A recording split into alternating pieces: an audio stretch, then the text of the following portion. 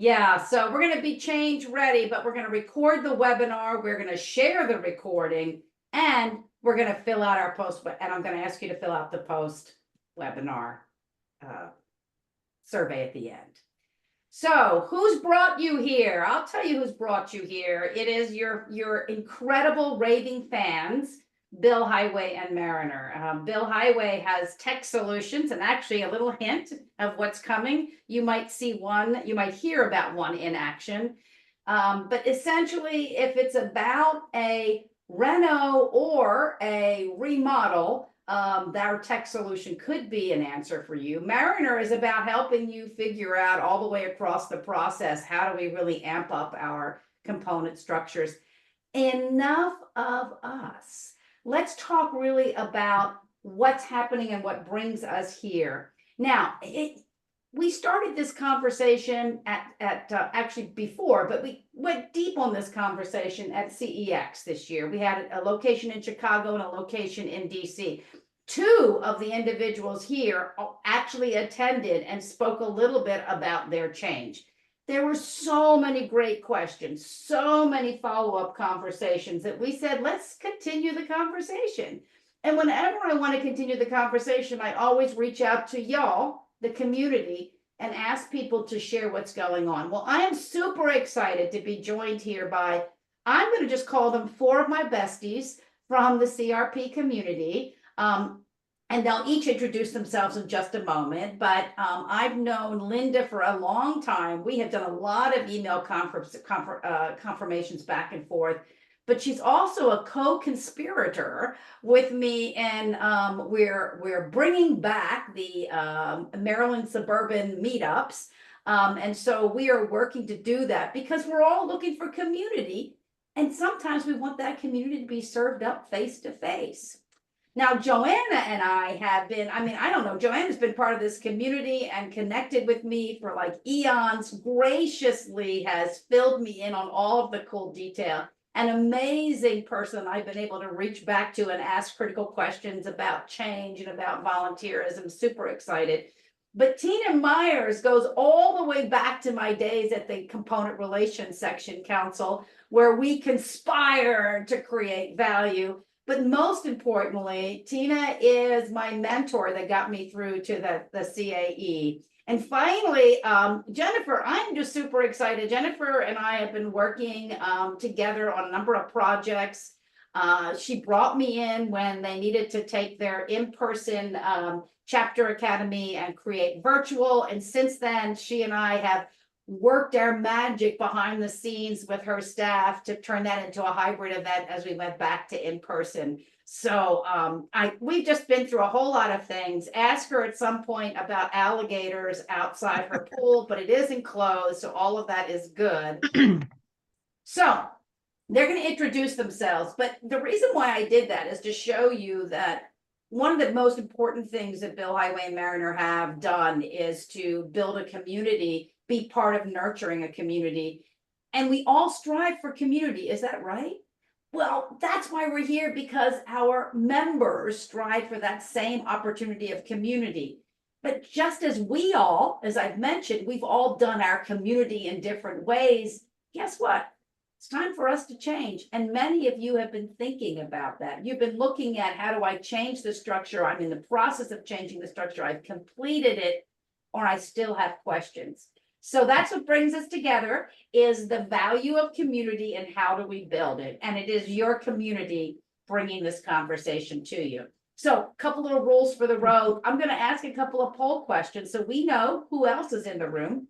I'm going to ask them, each of these wonderful panelists, to then introduce themselves, give you a teeny little snippet about their association. Then we're just going to run a free-for-all kind of conversation on the change they did. Meanwhile, you're going to use chat to weigh in, ask questions. You're also going to use Q&A to ask very specific questions. And as we walk through this process, we may invite you to unmute and join the conversation. So let me start by asking a couple of questions. I got some polls for us. So let me bring up our polls. I'm going to start with one that I'm going to ask you to tell us about yourself. It's a two-part question, right? So the first part is what best describes the membership arrangement between the central organization and its chapters. The second part is what governs that relationship. So please answer both questions. We're looking for, are you unified in terms of join both, pay once? Are you unified membership but not unified dues? Are you one level? Are you completely independent? And if we missed it, describe it in chat. The second is really a question about how are you codifying that relationship? How are you codifying that relationship? Meanwhile, I'm looking at hammock, lemonade, book, and a shady true, and I'm thinking, that sounds shady tree. That sounds good. All right, people are jumping in. I'm really appreciative of this. Let's keep it rocking and rolling here. We've got about 50% of you participating. Go ahead, give you a few more moments here. It's a long question, but we wanted to get the lowdown on what is the arrangement that you have with your geographic components. I'm loving this. I'm just going to mention to the panelists here, we've got about 60-some% indicating affiliation agreement, only 4% saying nothing, but I do love the 12% saying a handshake. So let me go ahead. I'm going to give another 3, 2, 1. I'm going to end the poll and share the results. So here we go. You can see that affiliation agreement is the most common way that we're governing the relationship, but you can also see that there are other ways of doing that. We have largely a unified membership and dues, 44%, but then split almost evenly as one level is required to join the other or completely independent. There's more than one way to skin the cat, right? All right, I'm going to head now to a question. I want to find out about what brought you here. So really, I'm going to ask you, what are you changing? Right? If you are changing something or looking to change something. So what's the change question? And oh, I see that what what are you changing and what do you want to change? We did break it into 2 for you. Sorry about that.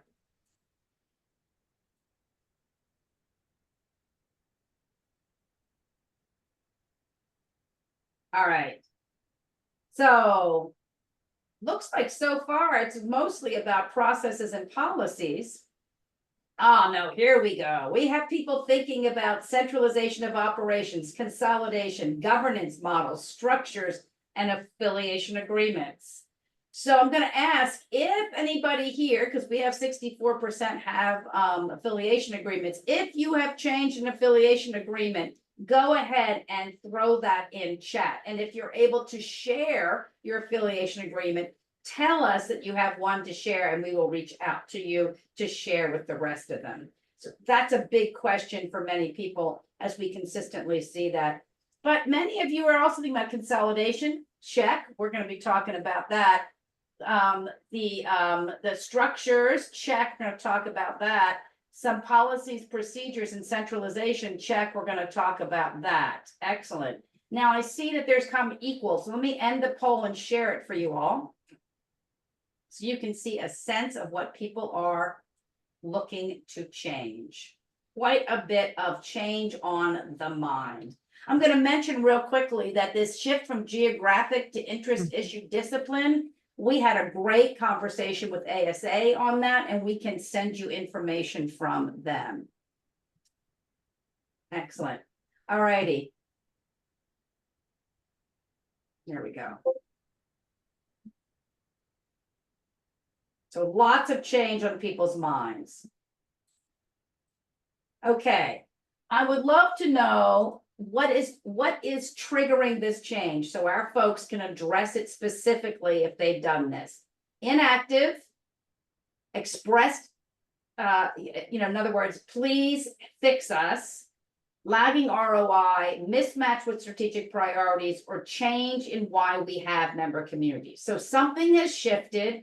or they've gone sort of dormant or inactive, or essentially they have said, help us. We're working with an association right now, and that's literally what is the catalyst for the change. They're all going, help us. And yes, Sarah is correct. Please, please send them to me. I will gather them and put them together in a resource to share. Excellent. Beautiful.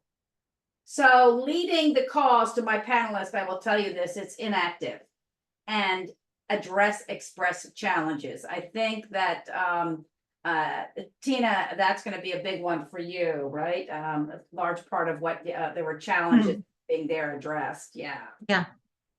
Let me go ahead and end this poll and share the results so we can get ourselves through the polling process here. As you can see, inactivity and frustration at that level are big. All right.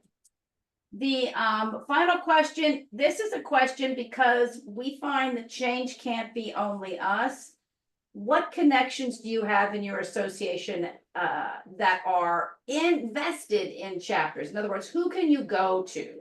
I can tell you that at least 2 of the groups that are going to be talking to us, and actually a third, really, I'd say all 3 of you, you had change was either the opportunity to change was brought to you from another department, or the urgency to change was brought from a different department.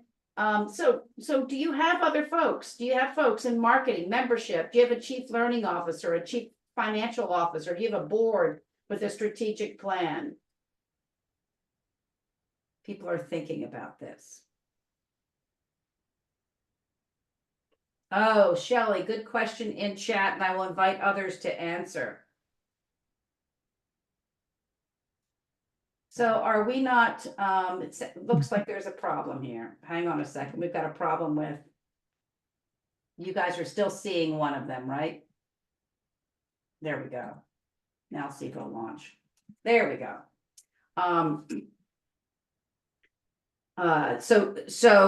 Shelley has asked, are associations that have volunteers versus chapter staff more likely to use one format over the other?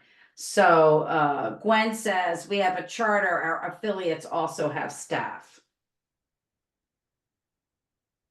Okay. So the reason why we're asking this question about what connections you have is 110% because you cannot be the only person invested in the change in order for the change to occur. And one of our folks is going to talk about the CFO, and one of our folks is going to talk very clearly about the CLO. So we'll tell you about how sometimes you can work the other system, right? It also helps that you have a CEO, and many of you that are panelists, that of the case, you have CEOs that have really made a difference. All right. I'm going to share the results. There we go. So many of you have an assist out of membership because it's a member engagement issue, or the board or strategic plan. All righty. So my panelists, this is where all of you come in. Is that right? Let's talk. Let's talk. I'm going to ask you just to introduce yourself very quickly. Let's get into the why you changed and the what you changed. Linda, I'm going to go in this order. I'm going to go in order based on who's on my screen right now. Hang on a second. I just had a problem there. I'm going to go Linda, Jennifer, Tina, and Joanna. Linda. Great. Yes, I'm with the U.S. Composting Council, where I am chapters and advocacy director and deputy director. And we have been a trade association that is a C6 since 1990, with the mission to create healthy soil and water and a stable climate by working to have successful members in these businesses. And the stuff behind me on my picture is what we work in, is big compost, not backyard composting. And we have 1,000 members, 850 are organizations, 150 are advocates, individuals. And it's primarily 40% are compost manufacturers. We have 15 chapters. 43% of our membership nationally is in a chapter. Ooh, that's an interesting stat. And one that we sometimes don't actually check out, and that has a lot to do with how many resources we're going to put into something. Anyway, moving right along, Jennifer. Hi, I'm Jennifer Steffen, and I'm the Chapter Relations Manager with NIGP, the Institute for Public Procurement. Our membership is 17,000 individuals and agencies, and all of our members procure items, whether you're a school system and the bus or roadways, we're buying in those type of items. We have 67 chapters.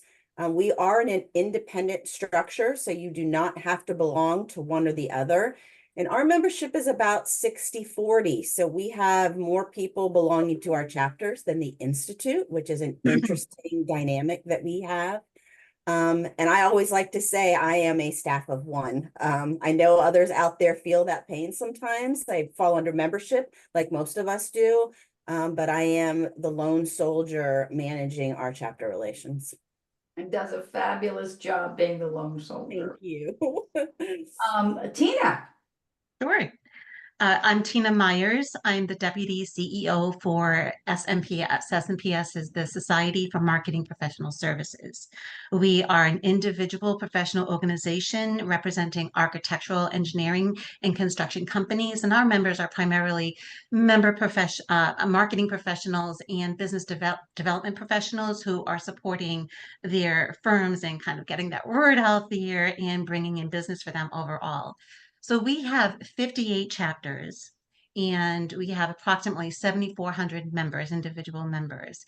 Each of our chapters are led by volunteer committees and board members. Only a few have administrators, so we really don't have paid staff for them. But with a staff at headquarters supporting them, we have approximately 13 people on staff right now. We're actually down a little bit, but I will share that pretty much everyone on our team, our CEO, me, and our component relations manager, we're all trying to give great support to our chapters because we really have a great respect for what they're trying to do. Their success is our success. So we really try to make sure that we're all kind of supporting them in whatever manner that we can. So with that, we also have a board of 7 individuals. All of those board members at some point have probably led and been a volunteer in their own chapters. So they have great empathy and care for our chapters. So we have great support from our board members overall in all the work that we need to do. So that kind of is a great driver for us. Right. So two things. I mean, just this notion of the whole team understanding, the whole staff team understanding, and then the board having that empathy. Great. Yeah. Joanna, bring us to the close of the intros and we'll get moving. I am the director of Work Membership. Work stands for Warehousing Education and Research Council. And I am the director of membership and chapters. The association I work for is MHI. MHI is the material handling industry. It is a trade association, but where my focus on every day is the professional associations that are umbrellaed underneath the parent association. Currently, we have 10 chapters that are throughout North America. August 1st, we will be taking those down to 5 chapters and introducing 2 international chapters this year. Where our chapters are free flowing. We don't have membership dues, so anybody can be a member of MHI or WERC and be a member of the chapter. And staff handles all activities for our chapters. We do not have chapter leaders. We don't have chapter boards. It's all staff driven. So those of us that are attending this webinar and being part of this conversation can probably get a hint that we've got some serious change in this, represented in this group. You know, we talked about it in September, and at CEX we referred to the reno, the remodel, or the rebuild, right? And so I kind of look at this as you can do what we might call is a reno, where you basically are adding options. You can do a remodel where you're shifting things, or you could just tear it down and build it back up again. We're going to talk about all 3 of those levels. I give you the terminology, reno, remodel, and rebuild, because sometimes using those terminologies can help us have a conversation. When you say closed chapters or sunset chapters or merged chapters, there's a, you know, or I'm going to take the centralized operations. But let's not use those terms. Everybody's renoed or remodeled their house in the last year in some way. So the last couple of years in some way. Let's start off with, I'd love to hear from each of you. And we'll go in that same order, folks. What was the problem you were seeking to address? And what was, fairly succinctly, the solution that you chose? We'll get into details in the next round, but what was the problem you were seeking to address? And what was the solution that you landed on? And we'll start with Linda and then on to Jennifer, on to Tina, and on to Joanna. Linda. Great. Yeah, so our chapters program started in 2009 and it never had any real intentionality or policies behind it. I've been there for 10 years, and during that time, I was membership director at the beginning, and we had 5 chapters up through 2019, only 5. And they were struggling. And we didn't have anyone assigned to it. We weren't, intentionally looking at them. We had some agreements, but they weren't based on best practices.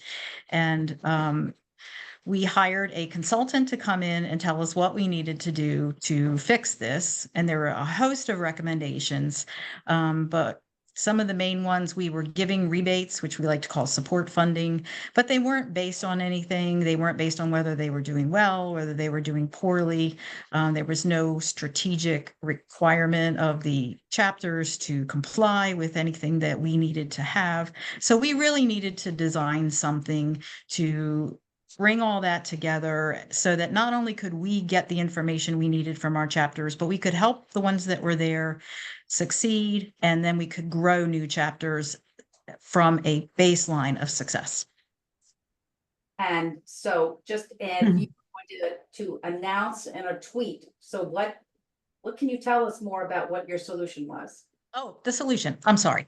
So yes, so it was 2-part. The first year, 2020, we started with a very thorough rebate compliance program. And that's not what I'm here to talk about today. Probably a lot of you have that, where each year, in order to get their funding, they have to, turn in certain assurances that they filed their 990, et cetera, et cetera. But what really started to solve the success issue was, we call it chapter rewards. And what we're doing is giving them financial rewards for best practices. Excellent. Ooh, that sounds exciting. I love incentives. Good. We will come back around to hear a little bit more about that. Jennifer, you're at your problem. What was your solution? We were really trying to solve a better way to support our chapters. We have a lot of resources that we use for our chapters. I feel like we kind of flatlined and became very stagnant with COVID happening, and I'm sure that happened to everybody else. And we started with a survey, like most people do, interviewing, really finding out what the needs are of our chapters, where we need to spend our time and our focus and our energy. And from that, there are 3 main things that really kind of pushed us forward into looking at new things. We have a leadership training that had gone all virtual. Peggy had talked about that at the beginning. And we needed to figure out a better way to integrate this coming back live, having it virtual and in person, and creating some better tools for us to use. And that's where we came up with our dashboards. And that's a big tool that we use now. We also implemented chapter hosted websites. There's a lot of details about that, but this was a better way for our chapters to collect data that they use for those dashboards, uniformity of our chapters, our logo redo. We're able to push content out. So a lot of positive things with that, as well as our chapter ambassador program. This is a group of individuals that support our chapter network, that we found that we needed to enhance that program, do better training, and found even further that they can't be the end all be all, and it implemented a SME program. So a lot of new initiatives came out of these surveys of kind of this stagnant, we've been doing things the same way, and we needed to up our ante. And those are just 3 of the big things that came out of those surveys. So it was real interesting, Jennifer, and I'll just make a comment, and then I'm going to give Tina an opportunity to jump in here. But Jill mentioned in the comments in the survey that they set aside travel funds for national leadership to engage with struggling chapters. And I love it, because maybe if there's a conversation we can enter in how you're using SMEs and chapter ambassadors as part of that response to that question. And then also, Knives asked this question about continued best practice monitoring and sharing. How do you share these elements? And she also did the strategic plan. And I know that your dashboard has a connection there as well, but also just looking back to Linda certainly has an opportunity to share more about how you incent that. But let's continue for a moment with our brief descriptions and Tina. Oh, I think Shelley has her hand raised. Okay, I'll look at that. Let's see. Shelley, do you have a quick question?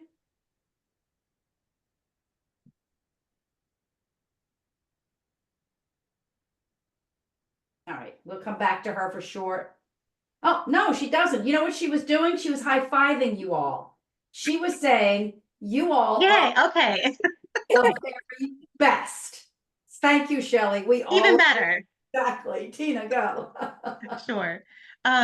Well, so like with Jennifer, a lot of the things that we are dealing with, and that has been a challenge, really started occurring right around COVID. You know, February, March 2020, things just changed and everyone had to change and pivot on a dime, right? We've all talked about that.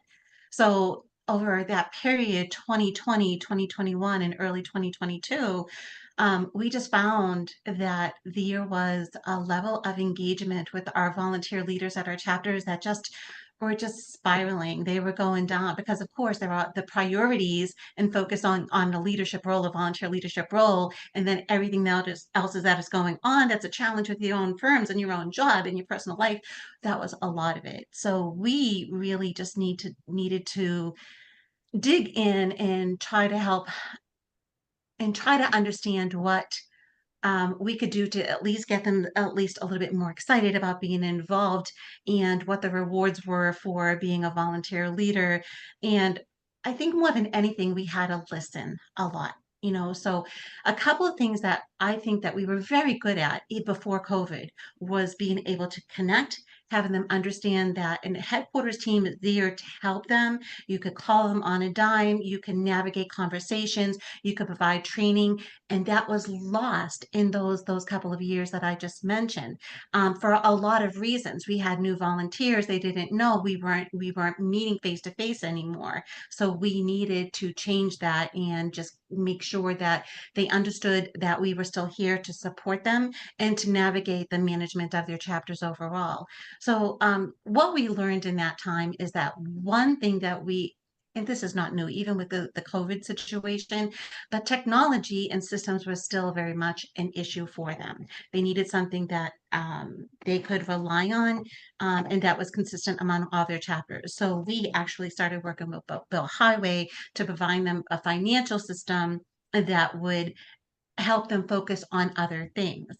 But along with that, we needed to make sure that they had a greater way to share information. Like if you've worked with chapter boards, you know that there are succession issues, right? And so with succession issues, bringing in new volunteers, the information that they learned in previous years wasn't being shared and constantly. How do you build your structure? What does governance mean? How do you build a program? How do you work with headquarters? So we really had to focus in on that a lot too, Peggy, to help them understand that we are here to help them navigate and continue that conversation. So what we have been doing, we have regional meetings, we have chapter meetings, we have, of course, our annual meetings, and we started working on kind of a trust tour. We wanted to help them understand that we are here to listen, not just tell them what to do, but we want to we kind of refresh and understand what maybe the different issues of the day are. So we have started building on that, and we continue to do that right now, where we have brought it back to our board, even in our most recent June planning meeting, to help them understand this is what we need to work on, because we were considering going to maybe another structure, but we found that wasn't necessarily it. We needed to make sure that we were listening, we understood what their needs are, and then what are the means and the resources we need to support them in that area. And there's lots of things that go with that, but I think primarily the message is listening and building trust, so they will reach out to us so we can help them in all the ways they need to be helped. Yeah. So I love the connection, Tina, to Jennifer, where the two of you started with this listening and this research sense of it. So finding out what hurts.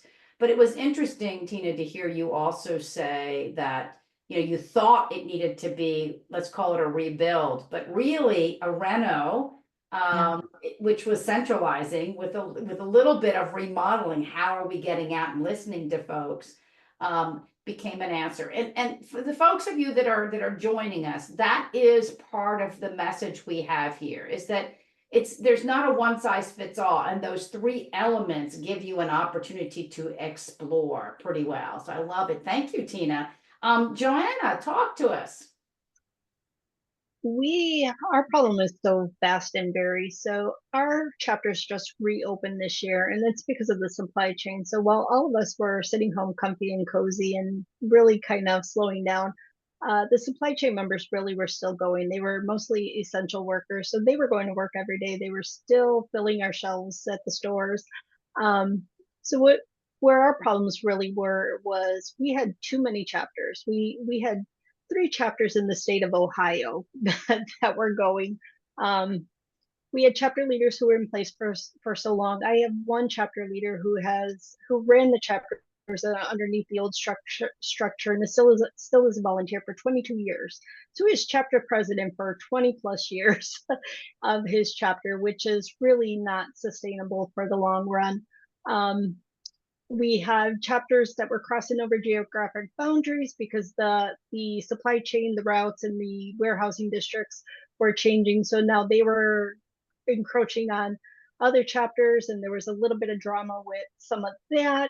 We had lack of volunteers. So leading up to COVID and during COVID, we had 3 volunteers that held on with us, and we did webinars and everything that we could. But when it was time to come back and reopen, no one else would step up to open the plate. So, and then add into it the final piece, which was during COVID, we were acquired by a different association. So we went from being our single association to being part of a larger association, still in the supply chain, but they also had chapters and regions and SIGs, and we were now competing with each other for the same group of people. So we had to get really creative and blow ourselves up and then build ourselves back together as one blended family, but still keep each of our identities because we focus on different parts of the supply chain. The part we focus on is the individual person and their job in the warehouse, while the parent association deals with the company as a whole, so really deals with the C-suite and the operations of the business. So while we complement each other, we do still have our own focus in how do we each retain our own identity and still provide the value service to our members that they need. So that's kind of where our structure came in and how we decided that we were going to change. For us, we were lucky we had COVID and the acquisition to use as the excuse to say, hey, we're going to shut it down the way we used to, and then we're going to reopen it up underneath this new structure. And we were lucky that we did have 3 great longtime volunteers who were on board with us and kind of help be those ambassadors to spread the word and have really talked up the change at the local level for us. So briefly, essentially your chapters are now, it's more of a cohort that is helping, and you have a real solid connection with your education department in terms of how you're driving what happens, and you're handling all of the details of those events. Just give us, flesh that out a little bit. So as part of the acquisition, the whole work team was picked up and put in MHI's education department. We're called the Knowledge Center team. So we're all part of the education team at MHI. And it's because at work, we were only a 3.5 person staff. So we all did a little bit of everything. We acted more of an association management company for our association than we did in a typical larger staff association. So as a whole, we're not only responsible for the work education, we're also responsible for the MHI education at their trade shows and their events. So it kind of has helped us work together. So what we did is we don't have one chapter or individual chapter leaderships. We have one chapter committee, and that committee as a whole oversees the education and the networking with all of our chapters. We also have what we have called a content committee. That content committee is kind of the sounding board for the pieces of education. So when we talk about bringing speakers and education to to the chapters levels, we split the group so we're not overextending any one of our volunteers. So our chapter committee solely focuses on identifying the places to host the events. The content committee focuses on the education we need to bring to that region. Because what we found out is every region is struggling with a different area. One region might be struggling with labor shortages. Another region might be struggling with the new tariffs and tax implications that are coming out. So we found by having a different group that's kind of a second level helps us keep each chapter, bring what each chapter needs most instead of doing out of the box one size fits all across the board. So I wrote down, you're part of did you call it the learning department or the learning and knowledge department? We're called the Knowledge Center team. The knowledge center team. I guys got to write that down, folks, because and the reason why I want to hone in on that for just a moment is all this time we have thought of components either as a separate organization or a subset of membership. And yet what you've just blown our minds with is that this is about the knowledge base and how do we engage the community and bringing the knowledge that is needed to a local community. So it's kind of an interesting way for us to think about it. And when you think about what Linda said and what Jennifer said, both of those started with this question of the knowledge base, right? So in Jennifer, in your case, your big catalyst was Chief Learning Officer and the education department saying, we think that this is a huge part of our education strategy around leadership, and you have the biggest cohort of leaders. So we really ought to be looking at how that connects with. I'd love to have you talk a little bit more about that, but then after I'm going to ping over to Linda, because Linda, your whole incentive program is about helping people see effective practices. So I kind of love this education thing for just a moment. Jennifer? Yeah, so when we did our evaluation, it knew that we had a standalone chapter academy, which was a come together of our chapter leaders and to train them. It was, again, me just kind of developing with a facilitator, what we think you should know. And it was very exciting when we did a reorganization and we got a chief learning officer that they kind of took ownership of that this was not just a one-off or a one little group, a large group of our volunteers, but it needed to be looked at in a larger scope of volunteers and leaders in general. And we created what we call now Leadership Summit. And there are several tracks within that. And one of them is our chapter academy, our volunteer leaders, if you will.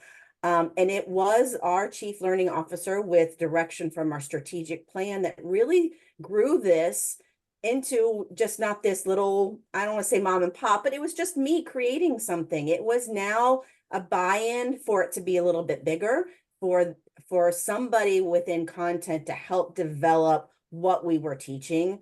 And it made a huge difference in what our academy looks like, and I think what they get out of it now. Yeah.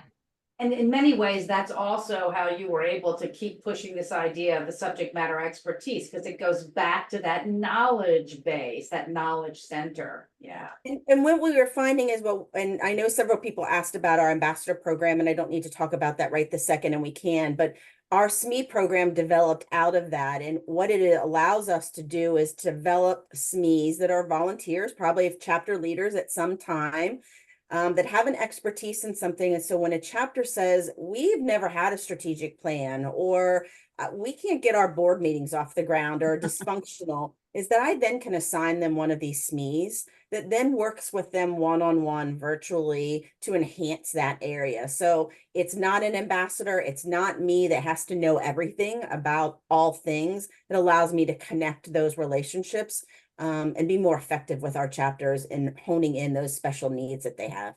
Yeah. Linda, jump in here on this conversation of helping our chapters do a better job in terms of putting some supports in there, which are requirements, but yet come with an incentive. Right. So I'm putting in the chat. Oh, you just went mute on us. Okay, sorry about that. I'm putting into the Looks like I'm okay now. Can you hear me? Yeah. Okay. I just put in the chat so I don't have to take time sharing screen. I did send these to you, Peggy, but we'll just put it in the chat. Two of the documents that are key to our program, and training, you're right. Training is so critical to this. First couple of years after that consultant study came out, we spent doing basic things, reworking our affiliate agreements, et cetera. But in that third year, during those first 2 years also, we began a program where at our annual conference, one full day, we brought chapter leaders into a room, and the whole day was spent on things like succession plans, volunteer practices, 501c practices, all the things they need to know. Because you can't ask chapters to perform successfully if they don't know how to perform. So we knew we had to do that first. So that was out of the way. And what we did was, and we had the compliance piece, as I mentioned, we had 1 year under our belt of them responding as, to all of our compliance checklist items. And we started to think about, what can we do to make these chapters want to do the things we want them to do, like do the programs that USCC feels are important, or be sure that they have a board that's complying and spending time on what they need to do to exist. I mean, we had one chapter fall apart because they forgot to renew their Secretary of State stuff. So, we want to teach them that. So for a year, our chapter advisory committee, which oversees the chapters, a member from various chapters around the country, we worked on this best practices document that you see in that. Hopefully you all can see in the Google folder. And maybe I will just quickly share so you know which one I'm talking about. Right now I'm speaking about this document. We split it into tiers. The first tier are things that are easy for chapters to do because we wanted everyone to be able to get some points. And I should mention, we got our board to give us $10,000 to split among the chapters that did come in and claim these points. So 4 chapters, the other document you have is the 4 chapters that actually applied for them in the first year. There's a little bit of lift. If you look at the things that are there, and I won't go through it, but you do have to prove that you did the things that you say you did in order to receive these points.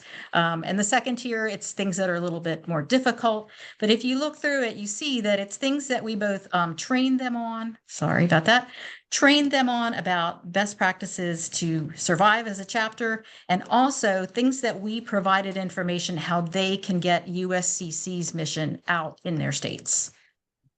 So I love the fact that it was a gradual process. Like, we know it's a big lift. And I know that Jennifer is sort of facing that with a little bit with the dashboard, because at least initially it was completely optional. But Tina, your what you were offering chapters was a centralized platform, which is bigger buy-in. Like with Linda, it's like I have to have time to do this, but at least I see an immediate, that's what I love about what Linda's talking about. There's an immediate, I'm going to get this. And even Jennifer, in terms of some of the access to stuff. But Tina, your change, how did you help?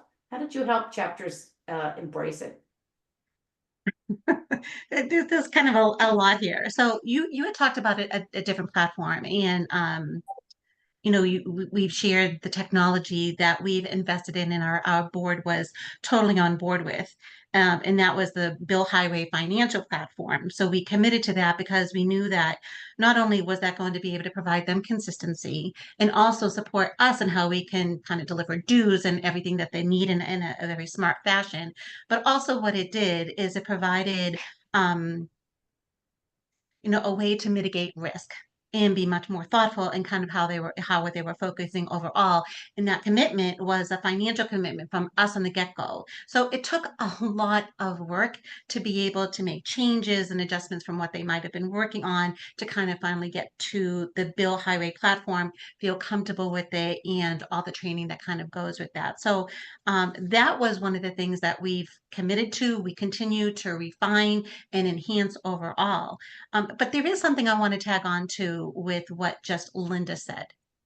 So Linda, you're talking even about training and dashboards, and we have those too. But we have a 2.5-day leadership program for our chapter leaders, primarily the chapter incoming presidents come to this program. And what we found most recently, we talk again about building trust, understanding what their challenges are, where do we need to focus? Like we really took a program that we've had for many, many years, decades, and we changed what we had to focus on.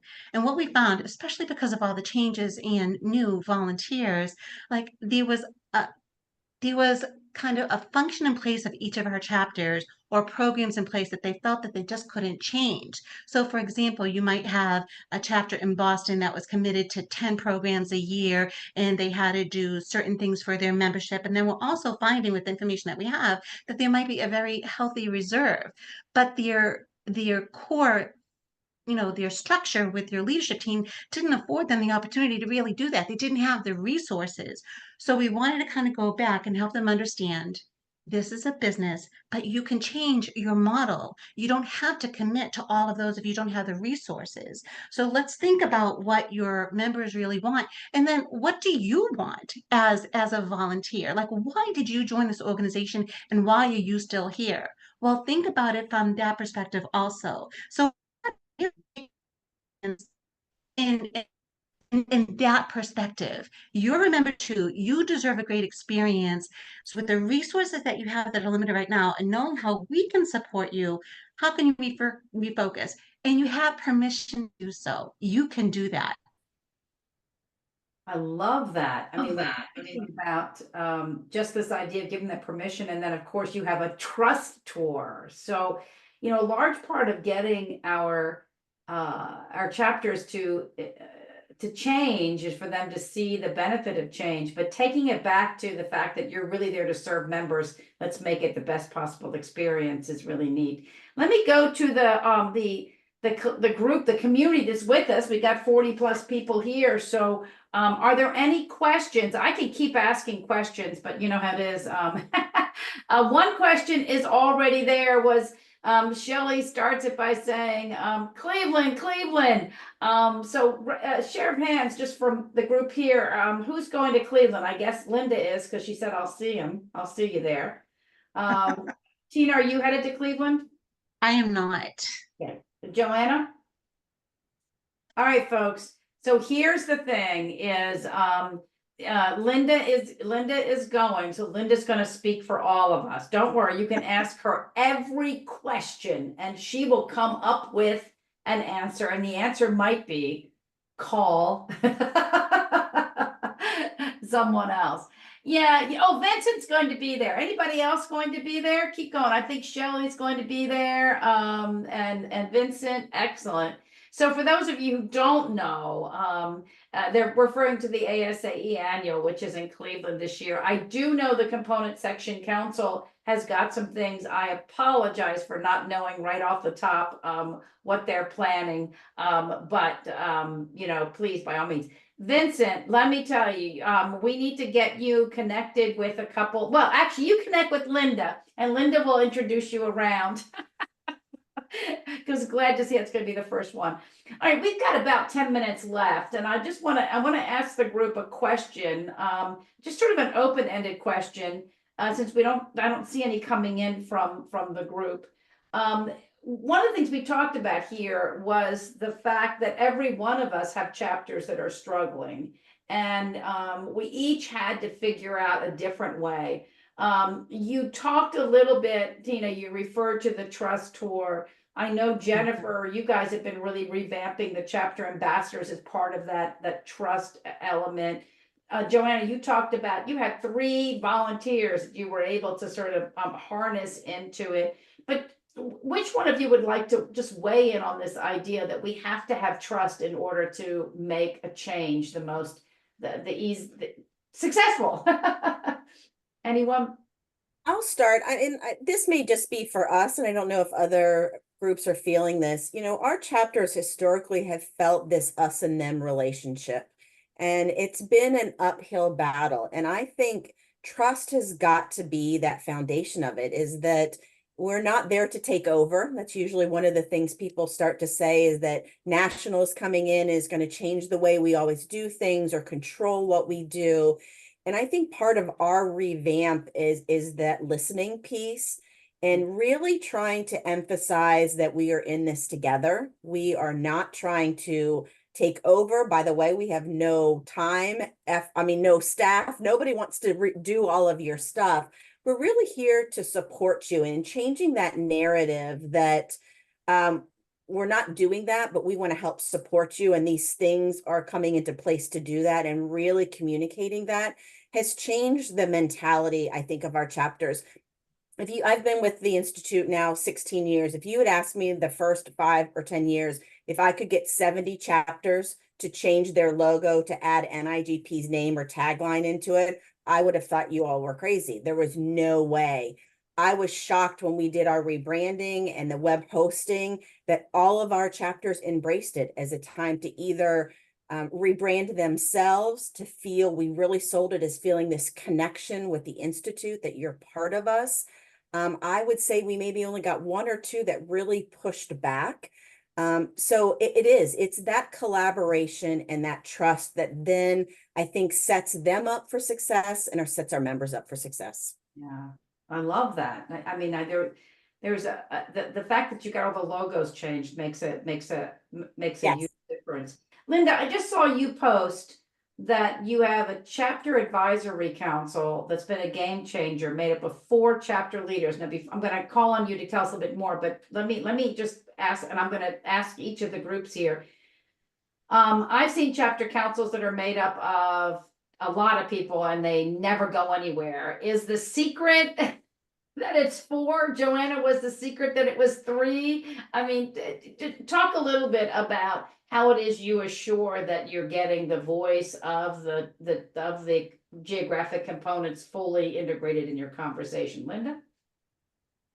Well, we made the makeup. We're trying to balance the size of chapters because we have very small chapters and we have large chapters. We have 2 seats are for small chapters and 2 seats are for one side of the country and the other. So we try to mix geography and chapter size. So we have lots of voices.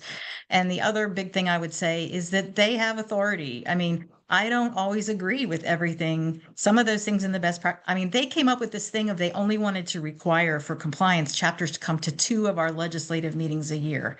And I am also the legislative coordinator, and that really drove me crazy. But they said, we're volunteers. Our people can't make it to any more than 2. And what I wound up finding is they put the policy in, but they're actually attending like 6 or 7. Yeah. Well, you know, how many of us are parents? You know, the more rules you put in, the more that they buck the rules. The less rules you put in, the more they'll do everything that you want them to do. So I'm going to subscribe with that. Linda. Tina or Joanna, do you want to weigh in on this? How do we get the voice in, and how do we help us?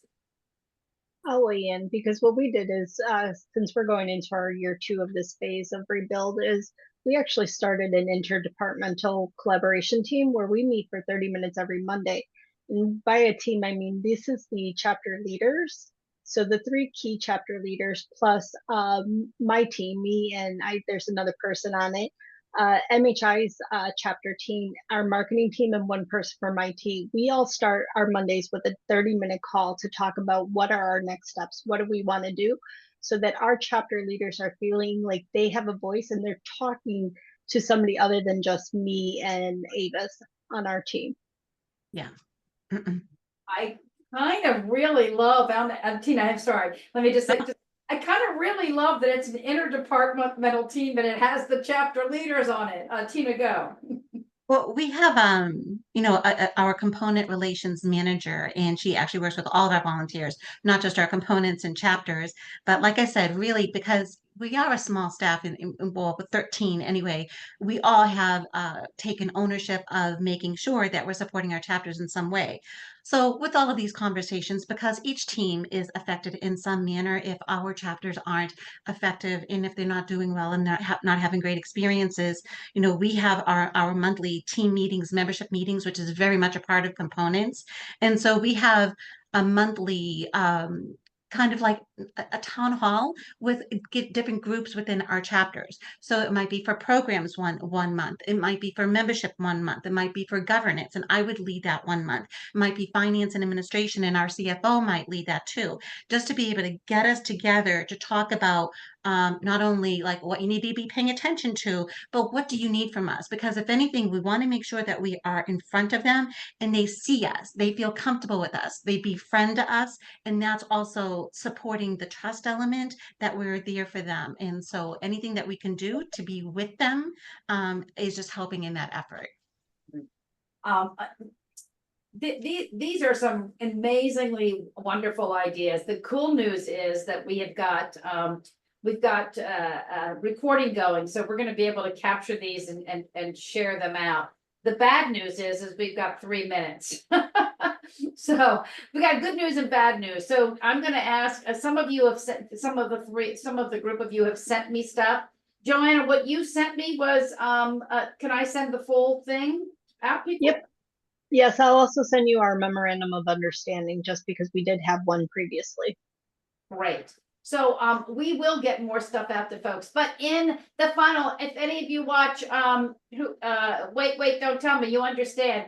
In the final 60 seconds, each one of you give us, if you could project to tomorrow, and by tomorrow being next year, what other change would you have done? What other change would you have done if you could, looking back on this conversation, what would be your yes and? Anybody want to start first? Linda's first off, go. Dashboard. We haven't done dashboards yet, and we really need to be able to report how successful we are. Yes, amen. Tina. Kind of with the dashboards, we have one, but I think we could be more effective in auditing them and reaching out to the chapters where we find that there are some red flags. Excellent. Jennifer. Well, since we're staying with dashboards, and that's a big piece of what we do, this is going to be our first year going forward that we make them mandatory, that they are part of our required forms. So it will be fascinating for me to see how they glom onto that, how we really better use that data. So making ours a mandatory is going to be a big thing for us in this next year. Excellent. And Joanna. Ours is going to be different, because ours is going to be growing the volunteer base so that we can get back to our next step, which is the local networking groups, but we're never going to go away from our chapter leadership committee. Excellent. Awesome.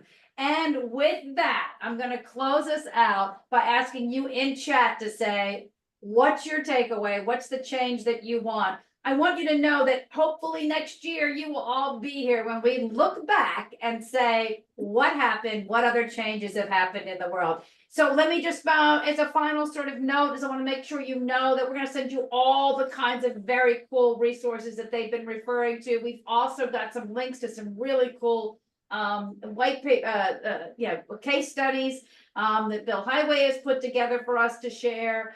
And I will also tell you in the closing time here that there will be a CEX next year. Look for those dates. There will be very much likely another benchmarking. Look for those dates. But most importantly, if you want to be in our change cohort, which is a group that are going to work from September to November on developing a white paper that talks about how we can create change in chapters, do let me know in chat. And private chat does not get saved, but in chat, just let me know if you would like me to contact you to be part of that change cohort. Goodbye from all of us. Thank you, Tina. Thank you, Joanna. Thank you, Linda. Thank you, Jennifer. This has been fabulous. Can I get you to come back next year? Just give me a yes. Yes. Yes. All right, you all. Have a great day. Stay cool out there, and we'll see you in a couple months. Thanks. Bye. Thank you. Hang on for just one.